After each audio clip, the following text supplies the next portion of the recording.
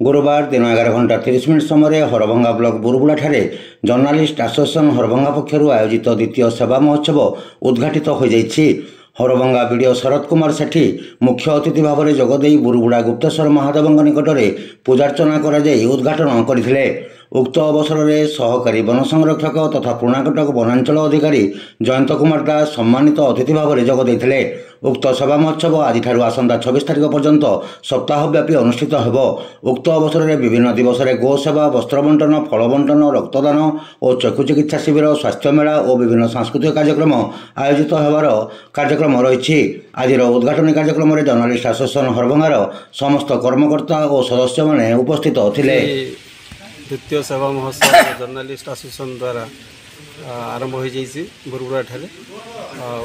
आज वृक्षरोपण कार्यक्रम थिला भी मु समस्त कर्मकर्ता को जर्नालिस्ट एसोसिएशन समस्त को मु शुभेच्छा जनाऊँगी। यहाँ 7 दिन पर्यंत चलो।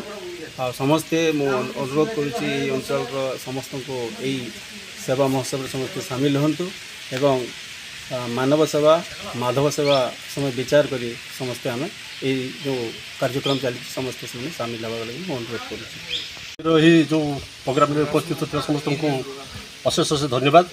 आज जे द्वितीय सेवा महोत्सव आमर सामाजिक बंधुगण जो प्रकार उद्यम करछंती ताहा बहुत प्रशंसनीय एवं ताकू जते भी व्याख्या कले भी बहुत कम हम।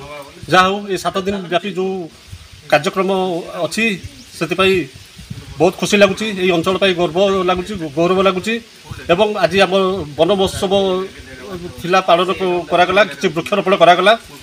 ये वृक्षरोपण एमती चालू। जहाँ हो सामाजिक बंधु मानक आम पुराकट वनांचल तथा आमर बौद्ध वनखंड तरफ हार्दिक हार्दिक शुभेच्छा और अभिनंदन।